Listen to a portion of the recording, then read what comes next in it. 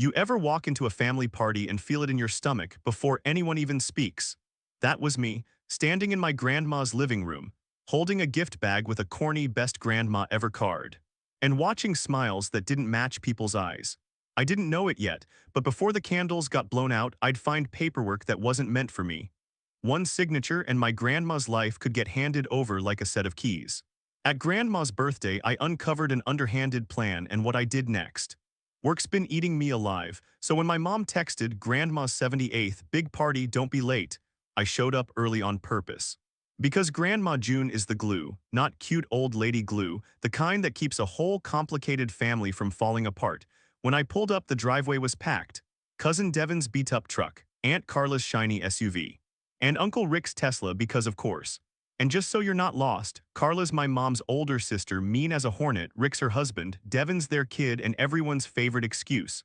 I took a breath, put on my I'm not here to argue face, and stepped inside. The house hit me all at once. Warm lights, old photos, that smell that feels like safety, cinnamon, furniture polish, and something sweet in the air, noise everywhere. Forks clinking, kids yelling, somebody's playlist fighting for its life. Then Grandma June spotted me. Baby, she called, arms open. I hugged her and my shoulders dropped for the first time all week. For a second I forgot the whole world existed. Her perfume was the same. Her hands were warm, and she held me like she'd been saving that hug up. You look tired, she whispered like she could see straight through me. You eating enough? I smiled. Yes, ma'am, but right away I caught it. Grandma's smile flickered just a second, then it came back. She was trying to enjoy her own birthday while something heavy sat behind her ribs. Before I could ask, Aunt Carla slid in like she was hosting the whole party. Maya, there you are. She gripped my shoulders and guided me away from Grandma like she was staging a photo. Carla's the type who calls herself brutally honest like it's a badge, big jewelry, bigger opinions. And when she smiles, you can feel the math happening behind it. Behind her, Uncle Rick raised a glass. Family, he announced, loud enough to cut the room in half. Rick's pure charm when he wants to be, the kind of guy who could talk his way out of anything. And he was standing near the dining table like he owned the place. Which was wild because he didn't. I drifted around saying hi. Mom Angela was stressed, running plates like a waitress. Devin was pretending he wasn't slipping outside every 10 minutes. And Carla and Rick kept huddling up, whispering, breaking apart the moment anyone walked near. Then I noticed it. A folder, black, thick, heavy, not a cute folder, not birthday cards, a serious folder. The kind you see right before someone's life gets rearranged. It sat on the side table near Grandma's recliner, like it belonged there. I tried to talk myself out of it. Maybe it's taxes, maybe medical stuff. Maybe insurance paperwork. But then I heard Rick's voice, low and sharp, cutting through the music. Just get her to sign it before dessert. After that she gets emotional and starts asking questions. My fingers froze on a soda can. Carla answered even quieter. She trusts me, she won't read it, she never does.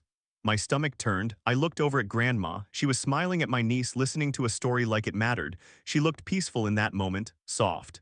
Present, and 2 feet away, my own family was talking about her like she was a task. A checkbox. I slipped toward the hallway, pretending I needed the bathroom. Truth is, I needed air. The hallway was quiet. Old framed photos lined the walls. Grandma holding babies, Grandma at graduations, Grandma on the same porch next to Grandpa. I leaned against the wall and tried to slow my breathing. Then I heard a door creak. Aunt Carla, she came out of Grandma's bedroom with that black folder tucked under her arm, fast steps, focused. Like she was late for a meeting, not walking through her mother's birthday party. She didn't see me at first. I followed slow and quiet down the hall. Carla slipped into the small office near the kitchen and shut the door. I stopped outside it, and I listened. Paper shuffled, a chair scraped, then Rick again. You brought witnesses, Carla sighed like she was annoyed she even had to do this. Angela and Devin, they'll sign, just tell them it's for helping Mom manage stuff, nobody reads anything. Rick gave this little laugh, that's why it works. People don't read and nobody wants a scene. My throat went dry. Then Rick said the thing that made my blood go cold. Once she signs, the durable power of attorney, real estate authority included, we control everything. The house. The money, where she lives, Carla added, and if we need to, we pair it with the deed, make it airtight. That's not help. That's control. I backed away from the door before they could hear my breathing. My hands were shaking. I could hear my heartbeat over the music. I looked back into the living room. Grandma June laughed again, and for a split second it made me furious, not at her, at them, because Grandma didn't even know she was the target, not today. Not on her birthday. My phone felt heavy in my pocket. I could blow it up right there or play it smart and trap them. I took a breath and stepped back into the party with a smile on my face. I slid my phone into my hand. Hit record, kept it low at my side. Carla turned, sweet as syrup. June, honey, can you come here a second? She held up a pen like it was harmless. We just need you to sign something real quick. Grandma reached for the pen. Rick leaned in, smiling, and whispered, now. Grandma's fingers hovered over the pen like she could feel it wasn't just ink. Not shaking, not dramatic, just unsure. And that's the part that made me sick, because uncertainty is the window they were waiting for. Carla leaned in close, voice syrupy. Just a quick signature, Mom, then we'll do cake. Rick stood behind her with that smooth, practiced smile, like this was normal, like they weren't trying to take her whole life with a ballpoint pen. I stepped forward before I could overthink it. Hold up, I said, light and friendly. Grandma, you signing autographs now? Let me get one too. A couple people laughed. That little laugh did exactly what I needed. It broke the spell. Grandma smiled at me, relieved to have an excuse to pause. Oh, hush, baby. Carla's smile stayed on her face, but her eyes sharpened. It's just paperwork, she said. Nothing big. I kept my tone casual. What kind of paperwork? Carla's jaw tightened. Maya, it's fine. Grandma glanced between us. That flicker returned in her eyes, like she didn't want conflict, but she could feel it coming. I reached out and touched her hand, gentle. Grandma, can I see it? Just real quick. Carla pulled the folder back like I'd reached for something she'd already stolen. It's private. Private. That word told me everything. Grandma's smile faded. She eased back into her recliner like her knees suddenly remembered they were 78. I don't like arguing, Grandma said softly. Carla softened immediately, playing the sweet daughter again. No arguing, Mom, I promise. Just sign and we'll get back to celebrating you. Just sign, like Grandma was a receipt. I forced a laugh and backed away. Okay, I'm gonna grab some ice. Anybody need anything? Nobody answered. Everyone was watching. I walked into the kitchen before my face gave me away. Mom, Angela was at the counter scraping frosting onto a plate with shaky hands. I went straight to her. Mom, I whispered, why is Carla making Grandma sign papers? Angela didn't look up. Her lips pressed into a thin line. It's nothing, she said. Mom, she finally met my eyes, and I saw it, not anger, not confusion, fear. She's been talking about it for weeks, Angela murmured. Carla says Grandma needs help managing things, that it's for her safety. Did Grandma ask for help? Angela swallowed hard. No, my stomach turned. Then why are you letting this happen? Angela's eyes got glossy. She set the spatula down like it weighed 50 pounds. Because Carla doesn't hear the word no, she whispered. Because Rick has some lawyer friend, because everyone's tired, and because we don't want a fight. A fight, I wanted to scream. This wasn't a fight, this was a setup. I leaned in, voice low. It's a power of attorney, Mom, I heard them. Angela's face went pale. Maya, she breathed. Don't what? I snapped, then caught myself. I lowered my voice again. Don't protect Grandma or don't embarrass Carla. Angela flinched. I'm trying to keep peace, she said. Peace. Peace is what people cling to when they're scared of their own family. I took a slow breath and looked past her into the living room. Carla and Rick were still posted at the table. The folder was still open. The pen was still waiting. They weren't backing off, so I didn't either. Where's Devin? I asked. Angela nodded toward the backyard. Outside. I walked out. Cold air hit my face. Devin stood by the fence with his phone in one hand, vape in the other, pretending he wasn't listening through the window. Yo, he said, casual. I didn't play casual. Why are you signing papers for Grandma? He blinked, then shrugged like it wasn't serious. Nah, it's not like that. It is like that, I said. They're trying to take the house. Devin's smirk slipped. He looked away, and in that moment he didn't look cocky, he looked trapped. Aunt Carla said it's just a help, he muttered. Said Grandma's getting forgetful. Do you believe that? I asked. He hesitated. That hesitation was loud. Devin rubbed his face, frustrated. She said if we don't do it, the state could step in later. She said Grandma could lose everything. That's how they sell it. They wrap fear in concern and call it love. I pulled my phone out and showed him my recording screen. I need proof, I said, and I need you to help me. Devin's eyes widened. Are you serious? I'm dead serious, I said. I need a picture of the first page. Something that shows what it is. Devin swallowed. Carla will kill me. Then don't get caught, I said. He stared at the house. Then he nodded once, slow, like he hated this, but he couldn't ignore it anymore. Okay, he said. I'll do it. We walked back inside like nothing happened. I kept my face calm. My heart wasn't calm at all. Carla smiled at Grandma again, pushing the pen forward. Rick stood close, too close, and now I noticed something else. A man I didn't recognize. Older suit, notepad, standing near the office doorway like he belonged there. Rick's lawyer friend. He had a little stamp case under his arm like this wasn't a birthday party, it was paperwork day.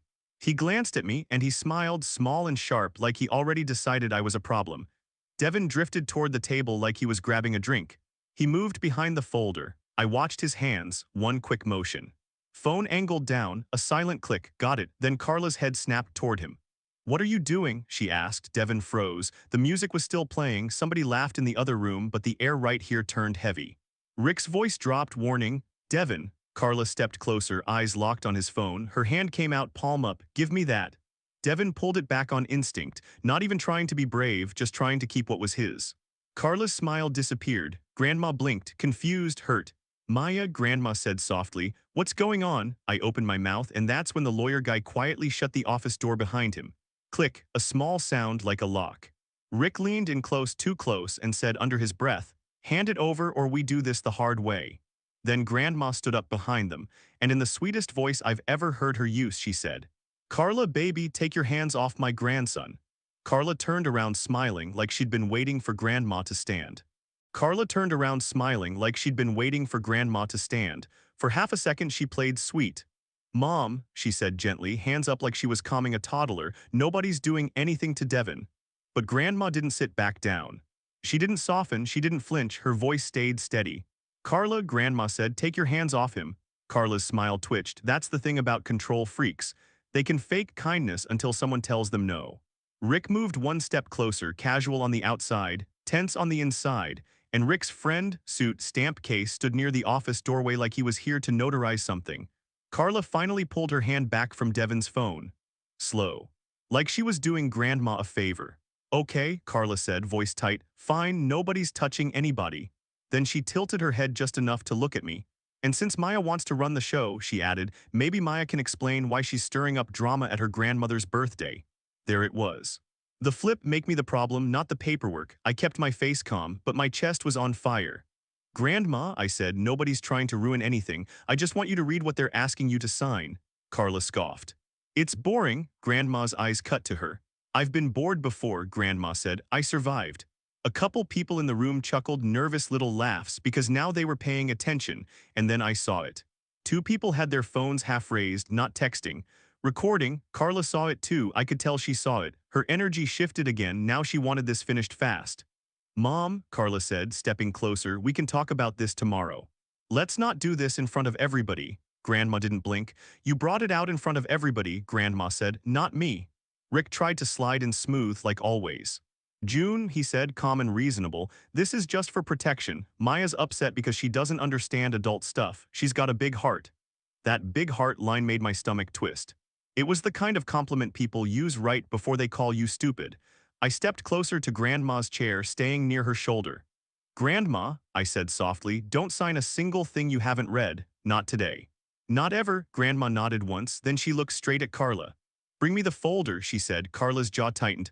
"Mom, bring it," Grandma repeated, and this time her voice had that tone, that old school do not test me tone. Carla looked around the room like she wanted backup, like she wanted someone to tell Grandma she was being difficult. Nobody moved, not even Angela. That silence hit Carla right in the pride. She turned back to the table, snatched the folder, and shoved it toward Grandma like she was handing over evidence. "Here," she snapped, "read it." Grandma opened it. Her eyes moved across the first page. Slow, careful.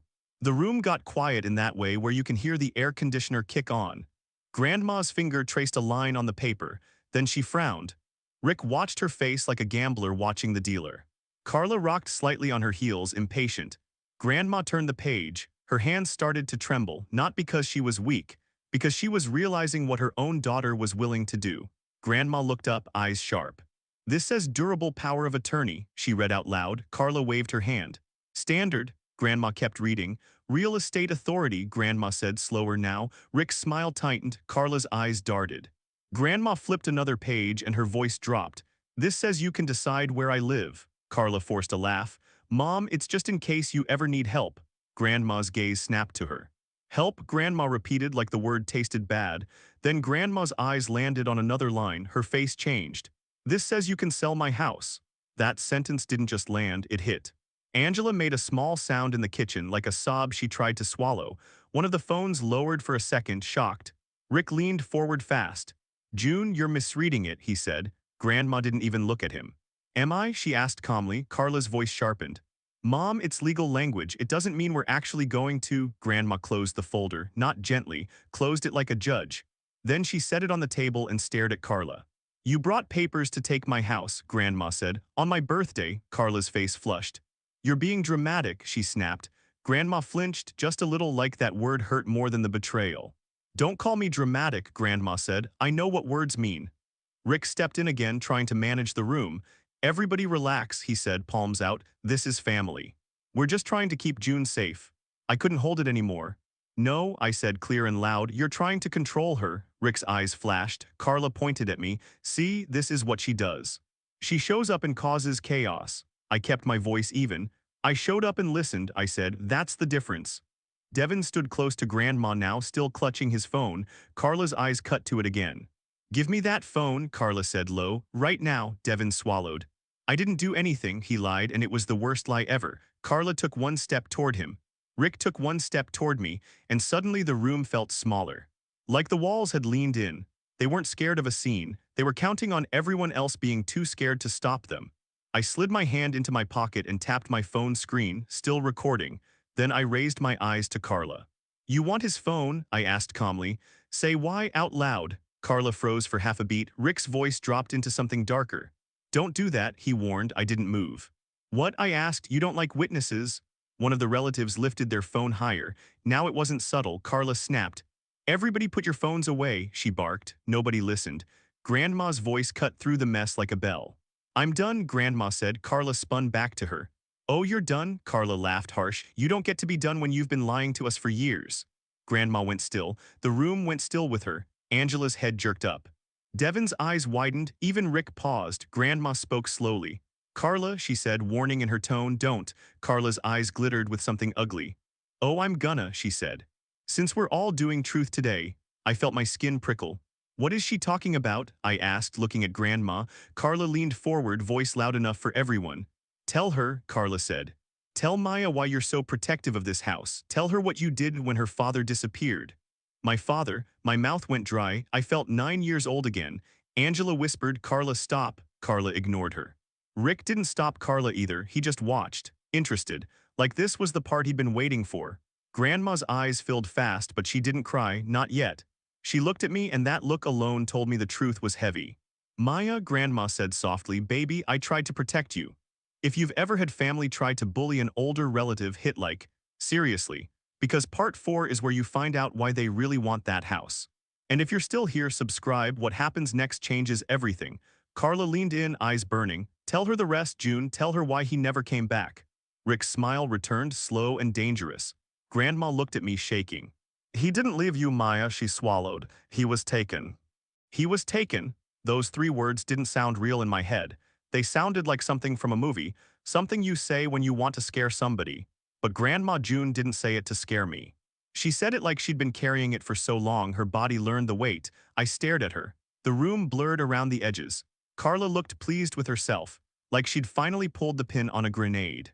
Rick didn't look surprised at all. He looked entertained. Angela's hands flew to her mouth, like she'd been praying this day never came. Devin whispered, barely audible, yo, and the phones that were recording, they stayed up. Nobody wanted to miss what came next. Grandma's voice shook, but she kept her chin lifted. Maya, she said, I tried to keep you out of it. My throat was tight. Out of what? Carla laughed, sharp and ugly. Out of the truth, she said. Out of the fact that Grandma's not some saint. Grandma's eyes snapped to Carla. I'm not a saint, Grandma said. I'm a mother. Rick stepped in smooth, like he was trying to take control of the scene again. Okay, he said, palms out. Everybody breathe. We don't need a family trauma dump in the living room. But he was smiling when he said it. That smile made my skin crawl, because Rick didn't want this to stop. Rick wanted it to spread. Grandma looked at me again. Your father came here one night, she said quietly. A long time ago, he was scared. He said he owed the wrong people. My stomach dropped. Angela made a sound like she was choking on a sob. Carla's voice cut in. Tell her what you did, Mom. Grandma ignored her. He said they were watching, Grandma continued, and that if they couldn't get to him, they'd get to you. My hands started shaking. I didn't remember that night. I just remembered the morning after, the silence, my dad gone, nobody giving answers. What happened? I asked. Grandma's lips trembled. He left, she said. He thought if he disappeared he could pull them away from you. Carla rolled her eyes. Or he ran because he was guilty. Grandma's voice hardened. He ran because he was trying to save his child. Carla opened her mouth again, but this time Grandma raised her hand. Enough, Grandma said. And Carla actually shut up. Rick let out a little chuckle like he loved this. Then Grandma did something that surprised me. She turned to Angela. Angela, she said softly, walk the guests out, please. Angela blinked, startled. Then nodded, wiping her face quickly. A few people hesitated, still filming, but Angela guided them out anyway. The room emptied slow, like the house itself didn't want to let the story leave. Soon it was just us. Me, Grandma. Angela, Devin, Carla, Rick, and Rick's notary friend near the office door, still holding that stamp case. Grandma looked at him. You, she said, you can go too. The man hesitated. Rick's smile tightened. He's fine. Grandma didn't blink. This is my house, she said. He can go. Rick's friend looked at Rick, then at Grandma, then he quietly left. When the door shut, the air changed. No audience, no pretending. Carla crossed her arms. Okay, she snapped. Now tell her the rest. Rick leaned on the dining chair, relaxed like he was at a game night. Grandma's hands went to the folder. She slid it away from herself like it disgusted her. Then she looked at me. Maya, she said, your father didn't just vanish. People came back asking questions. My stomach flipped. Who? I asked. Grandma swallowed hard. Men I'd never seen before. They didn't wear uniforms. They didn't act like police. Rick's smile widened, like he liked the sound of that. Grandma continued. They told me if I wanted you safe, I'd do what they said. Angela whispered, Mom. Grandma nodded once. I didn't want to. But I was terrified. Carla pounced. So you admit it, she said. You chose him over us. Grandma's eyes flashed. I chose a child, Grandma said, because nobody else was going to. Carla's face twisted. And now you're choosing her again, Carla snapped, pointing at me, giving her the house like we're nothing. Grandma's voice stayed calm. I'm giving her safety, Grandma said, and control. The thing you just tried to steal from me. Rick clapped once, slow, not applause, a warning. Here we go, he said. I looked at him. What do you want? Rick tilted his head, amused. I want what's fair, he said. This house is a gold mine, and June's been sitting on it like she's the Queen of England. Grandma's eyes narrowed. You married into this family, Grandma said. You didn't build anything here. Rick shrugged. Doesn't matter, he said. I'm here. And I know things. Grandma's jaw tightened. Carla leaned forward, voice low and vicious. He knows what you did, Carla said to Grandma. He knows what you paid, what you signed. My heart started pounding. What is she talking about? I asked. Grandma's eyes flicked to Angela. Angela looked away. That told me there was a part I still didn't know. Grandma's voice went softer. There was a man, she admitted. A man who said he could make the problem go away. Devin swallowed hard. Rick smiled like he was enjoying dessert early. A fixer, Rick said. Grandma ignored him. He said if I paid, they'd stop looking for your father, Grandma said. Stop coming around, stop asking questions. I shook my head. Grandma, I was scared, she whispered. I thought I was buying peace. Carla laughed, bitter. And now we're supposed to feel sorry for you, she said. You made deals, you hid it, you let us grow up in your house like everything was normal. Grandma's eyes filled again. I tried to give you normal, she said. I tried to give you birthdays and Christmases and dinners. I tried to keep the darkness outside. Rick leaned in, voice quieter now, sharper. But the darkness is still here, he said, and I've got the proof. He pulled out his phone. Angela stiffened. Rick tapped his screen like he was opening a folder. I've got messages, Rick said. Names, dates, a little paper trail. My chest tightened. That's blackmail, I said. Rick smiled. Call it whatever you want, he replied. It buys silence. Grandma's hands shook on the edge of the table. And it buys my house, she asked. Rick's eyes stayed locked on hers. It buys everything, he said. Then Grandma surprised me again. She let out a slow breath. And she stood up, not angry, not panicked, just done. Maya, she said, go to my bedroom. I blinked. What? She held my gaze. Top drawer of my dresser, she said. Under the scarves. Bring me the blue envelope. Carla's face changed instantly. Rick's smile faltered, and that was the first time I saw fear in him. I walked fast down the hallway, my mind spinning. Blue envelope. I opened Grandma's dresser drawer. Scarves, old perfume, a tiny box of buttons, and there it was, a thick blue envelope. On the front, Grandma's handwriting, if anyone tries to take him my house. My stomach dropped. I carried it back like it was fragile glass. When I returned, Grandma held out her hand. Rick watched every step I took. Carla's breathing got shallow. Grandma took the envelope and opened it. Inside were copies of documents, not one, several. She slid the first page across the table toward Rick. Rick's eyes scanned it and his face changed. Grandma looked at him calmly. I planned ahead, she said. Rick's jaw clenched. Carla whispered no. Grandma slid another page out, then another. Trust paperwork, she said. Attorney letters, instructions, and a record of every conversation I reported. Rick swallowed. You reported, he repeated. Grandma nodded. I knew one day you'd try, she said. I just didn't know you'd do it on my birthday. Rick's voice dropped. You think this protects you? Grandma's eyes stayed steady. No, she said. I think it exposes you. Rick's smile returned, slow and dangerous. Cool, he said, because if you want to play, then we play. He leaned forward. And Maya, he said, looking right at me, since you're the hero today, you should know something. My throat tightened. Rick's eyes glittered. I know what happened to your father, he said. Grandma flinched. Angela broke. Devin whispered, oh my God. Rick smiled. And if I don't get what I want, he said softly, I'm gonna tell the version that ruins all of you. Grandma's voice shook as she said, Rick, you promised. Rick leaned back, calm as ever. I don't make promises, he said. I make leverage. Then he tapped his phone once and a photo popped up on the screen. I couldn't see it yet, but Grandma did. And she whispered one word that made my blood turn ice. No. No, Grandma said it like the air got punched out of her lungs.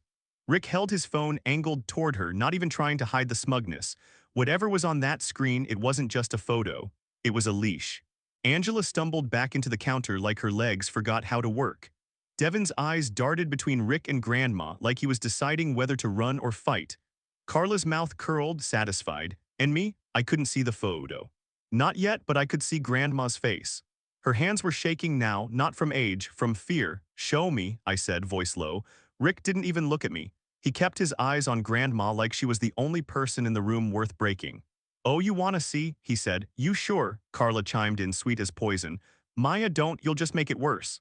That's when I knew, whatever this was, Carla had seen it too. That meant this wasn't new, this was planned. Show me, I repeated.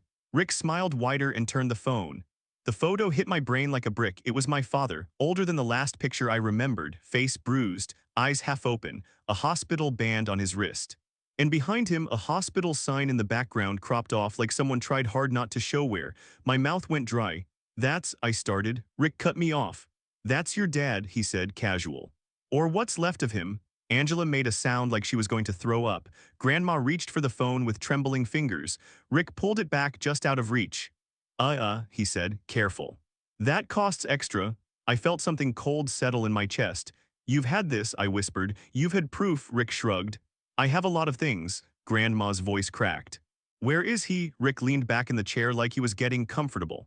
That depends, he said. Do I get what I want? Carla stepped closer to Grandma, voice softer now, almost pleading.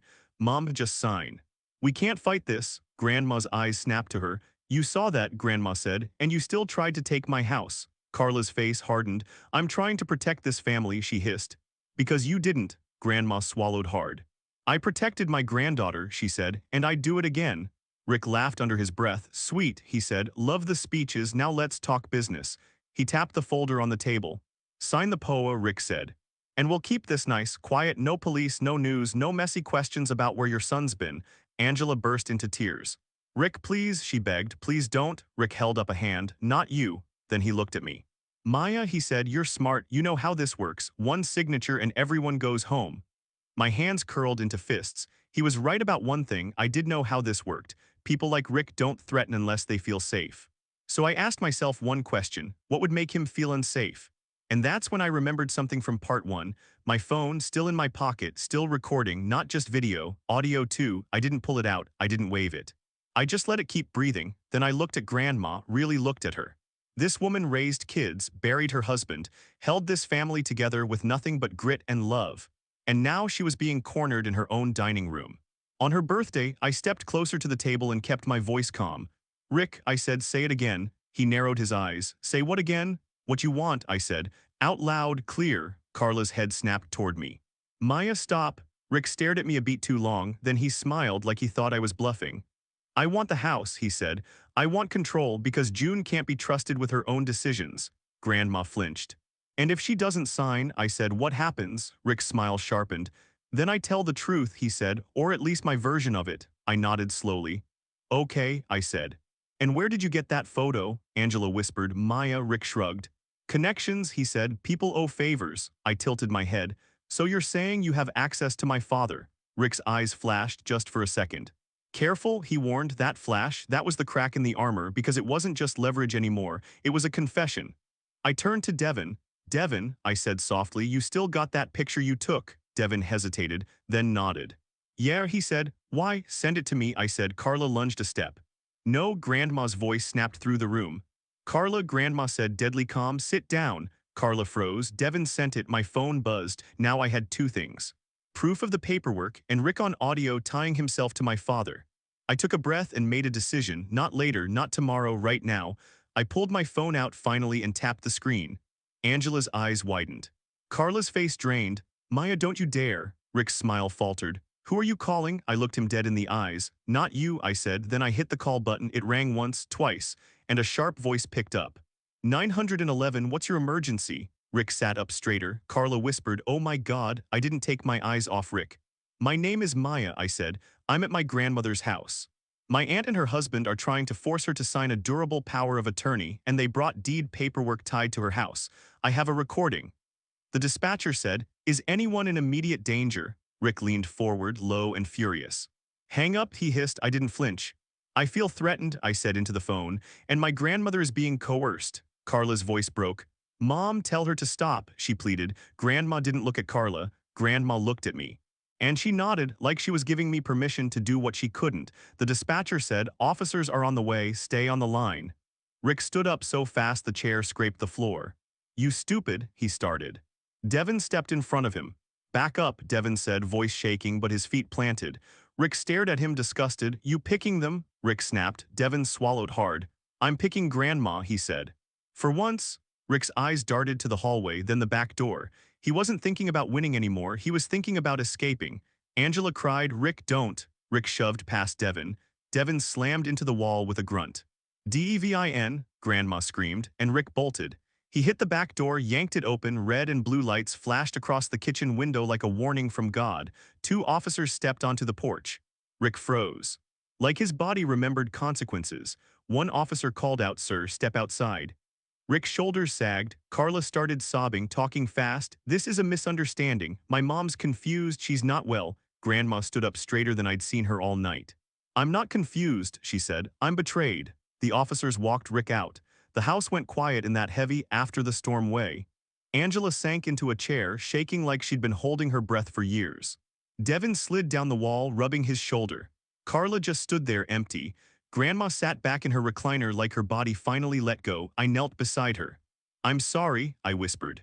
I didn't know how bad it was. Grandma's hand touched my cheek. You did what nobody else would, she said. You stayed. My throat burned. What about my dad? I asked. Grandma looked past me, eyes wet. We're gonna find him, she whispered. The right way, no more deals. Outside, the lights kept flashing. But inside, for the first time all night, I felt something loosen, not victory, relief, because the house was still hers. And she was still here. If you've ever had to stand up for someone older in your family, I need you to hit like. Drop a comment and tell me what you would have done. And subscribe, because what happens next isn't just aftermath, it's the search for my father and the truth Rick tried to bury. Grandma squeezed my hand and whispered almost to herself, truth doesn't break families, baby. She took a breath. People do.